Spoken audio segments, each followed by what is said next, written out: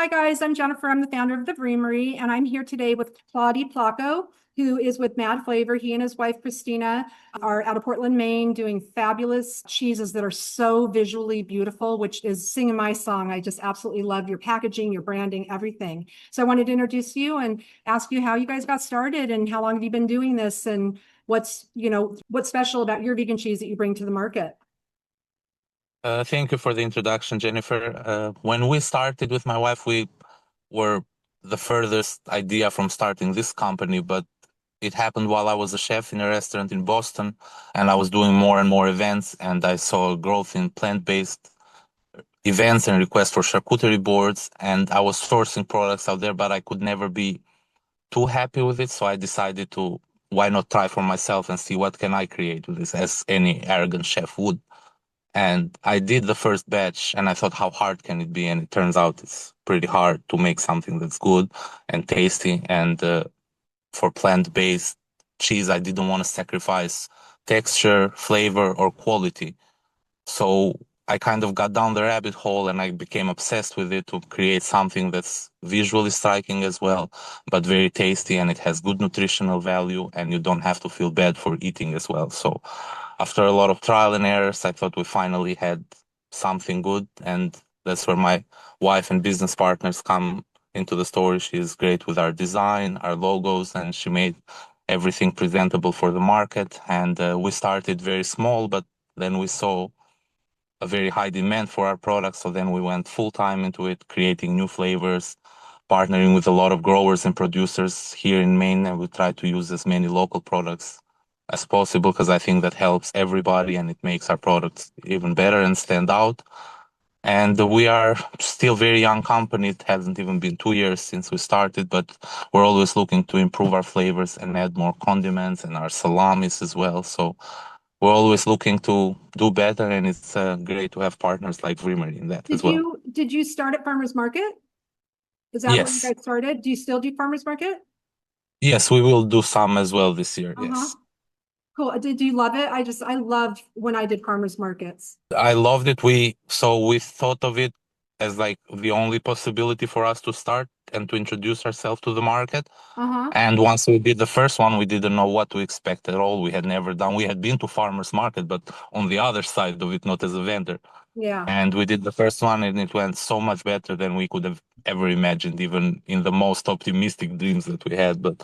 And we immediately fell in love with it. We've signed up for quite a few other ones, and we love it everywhere we go. It's such a nice community It always. is. And I really like being able to give samples out and then have people taste it and give you their feedback right in front of you. You can talk about it. I think it creates such a nice relationship with your Mhm. customers, and I think it builds a different route than if you were, let's say, just to go straight to the stores. And it's helped Absolutely. us a lot to get started, and we want to continue doing it as long as we can because we truly love it. Yeah, absolutely. Well, that's super cool. Do you come out with new flavors very often? Are you doing any kind of, do you have like a plan for rolling out maybe different kinds of cheese other than the cashew that are more spreadable or kind of medium soft cheeses?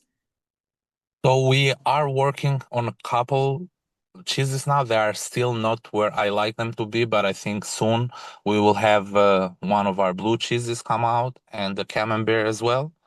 Are And they going to be we're real working. rinds, like true rinds? Yes, So yes. I will just tell you, there's such a need right now in the market for blue. There's only one Mhm. company doing blue. We've seen a couple companies that were really epic. One that was a farmer's market girl, and one that was a huge company with millions of dollars of VC money. They both didn't last more than a couple years. So there's such a need for blue. Why do you think it's so hard for people to manufacture that and keep it going? I Probably, I don't know why would it be hard to keep it going because that would be like the logistics of it. I think with True Rind and really like bloomy cheeses, I think it's a work of passion because it's an everyday process. Everything has to go right for it to be. And we are lucky we work out of a Fork Food Lab in Portland. We have a great fermentation room that can use as a cheese cave. So that will be like ideal for us to start. And I've had a few experiments and I just want to make sure that everything goes well for us to be able to launch a whole new line of products because I would hate to start something and then interrupt it after Mhm. some time. So our Camembert and our Blue hopefully should be able to roll out soon. And we also are partnering with the mushroom farm here to launch a smoked mushroom chorizo as well. Nice. So I think that will be the next addition to our salamis. Our salamis, I always want to add more flavors, but they're in such demand that I spend a lot of my time just tending to these ones that we have rather than having to research and develop some new flavors. But I think the smoked mushroom chorizo would be a nice addition. Do you think there's any future for any meltable cheeses? Or do you think that that's better relegated to like these bigger companies like Daiya or BioLife? So I would like to do it. It's I've seen so the additional how to put this better.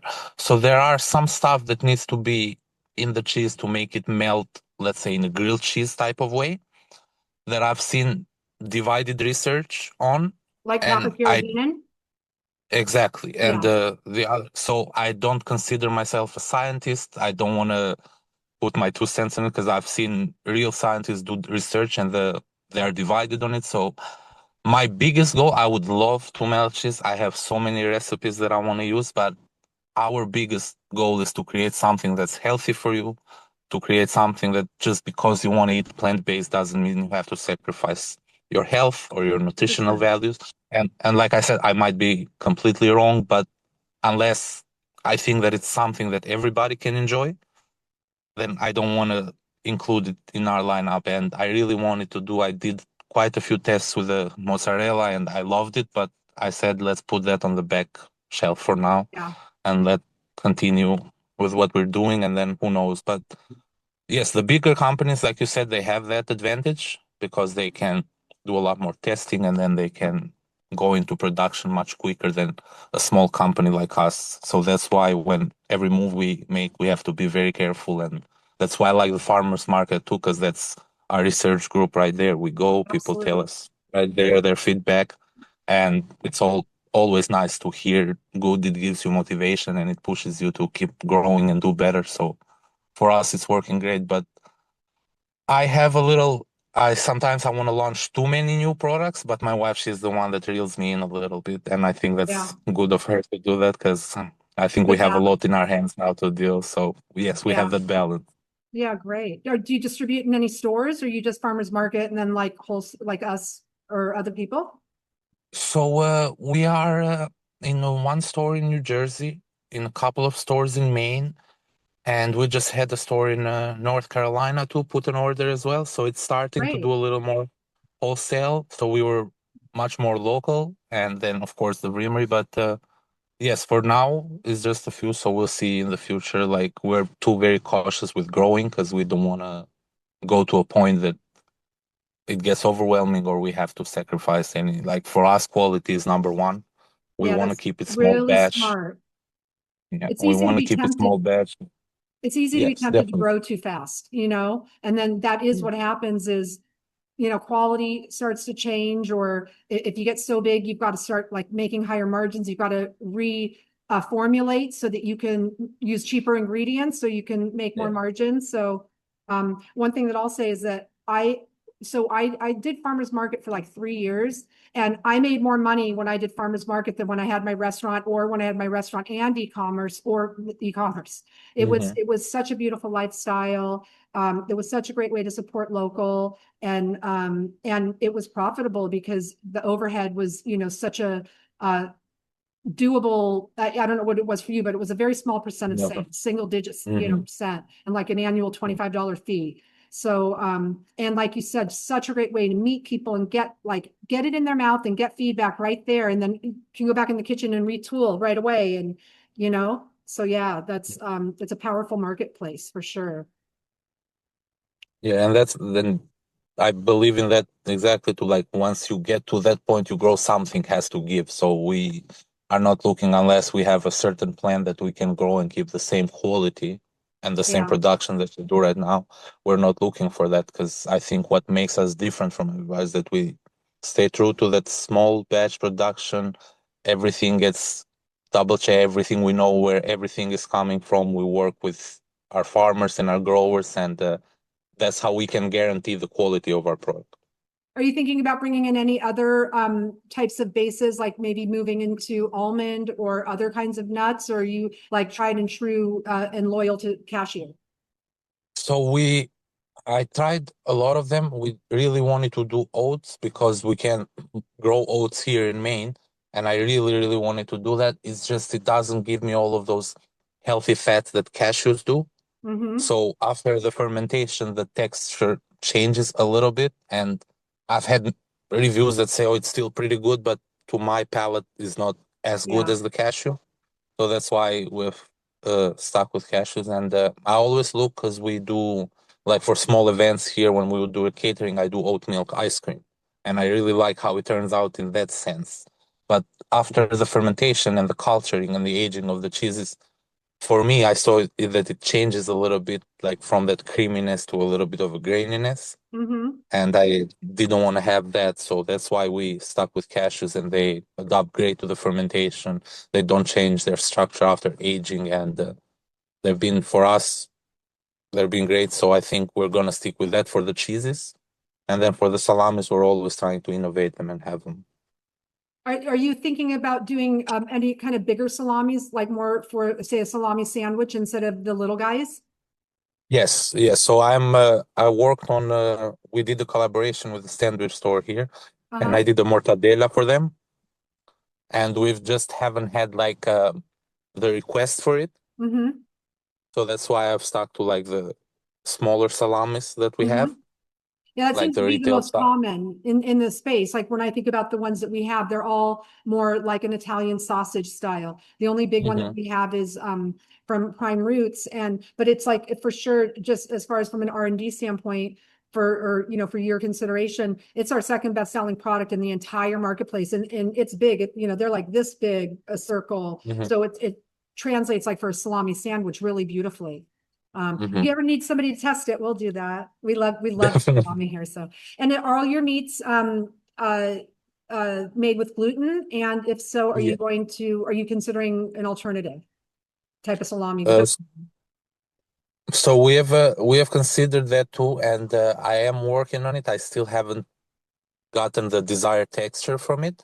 So after our salamis get cured, they go into our smoker as well. Mm-hmm. So like what the gluten does, it helps them keep that texture, Yeah. and they have that nice chewiness. And I really want to do something that is gluten free as well, but I think we will cross that bridge once I can get past the barrier of texture. Yeah. Because I would like still like the texture of our salamis is what everybody compliments, and that's Mm-hmm. why they are so popular. So to get to that next point, I'll have to get through that hurdle first, but hopefully soon in the future. We want to make them as approachable to everyone and then to be as allergen free as possible. So we're always working on that. That's awesome. Well, I'm so grateful for your time today. Is there anything else that you want to share about your company, or like maybe what inspired you to do this? Like you said you were a chef, and like what had you do the crossover where you were like, let's go all in on this. To me, it was, to be completely honest with you, it was the difficulty of it. I'm like, this is so difficult to do. I'm like, I'll get obsessed now until I can just tell myself that, hey, you did it and then move on. But then the more I worked in it, I'm like, I was so proud of what we were creating. And then I spoke with my wife and then I said, yeah, I know we never had this in our plan, but I think this is something that we can take to the market. And I think this can be our future. And then once she added her touches to it, then it was obvious that this is what we were meant to do. And then we added the salamis, we added the jams, the mustards. And like I said, if it wasn't for her, I would have added so many other stuff. But I think it's good to have that balance. And Well, you guys make that's a how great we, team, and we love your product, and we're just totally rooting for you and so excited, and love the breadth of what you're doing. And let us know however we can help you. We're here to champion us small guys, the ones that can't get into the big markets and on you know grocery shelves, or that are want to have more integrity to the craft, and be really heartfelt about what they're making. So we're thrilled to work with you, and thanks for being one of our great companies. thank you. We really appreciate your support. Thank you. All right. You have a great afternoon. Thank you. You as well. Thank you, Jennifer.